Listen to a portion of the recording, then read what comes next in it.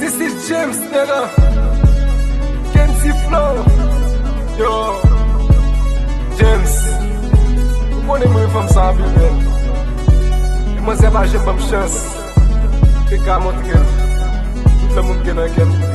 Che ou kone mwen reme ou e sak fèm ble bon l'amou. Che ou kone mwen d'amou, tan pri bebe bam l'amou. Chak fwa mwen kwaze ya fe ou li fet tet mwen vle pati. Bak aten pou mre ma ve ou pou nou te ka prepezi. Chéri m vle ansam ma ve ou nan mon tan kou mouve tan. Depi mwen fe kem kontan, pasko proteje m toutan. Dapri bebe fe yon jes pou l'amou ka soulaje. Chéri m senti m bouleverse, dapri mami vin edem. Vle ya ve ou nan tout pakou, jisou vin madame Mariem. Si tout fwa madame Mariem, papa yon jou ap kitem. Bebe kitem karese ou mami kitem donote ou. Nou fet pou nou pre plezir, c'est kon sa nou jwi la vie.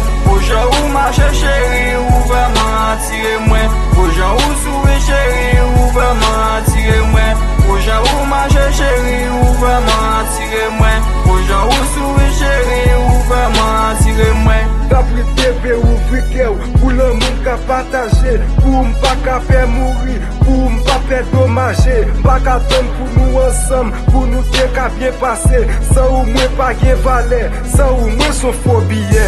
Ojan ou mache chéri, ou vreman atire mwen. Ojan ou souwe chéri, ou vreman atire mwen. Ojan ou mache chéri, ou vreman atire mwen. Ojan ou souwe chéri, ou vreman atire mwen. Ou vreman atire mwen, ou vreman atire mwen. Ou vreman atire mwen, ou vreman atire mwen. Ou vreman atire mwen, ou vreman atire mwen. Ou vreman atire mwen.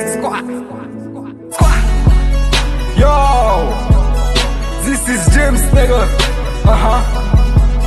Kenzie Flow.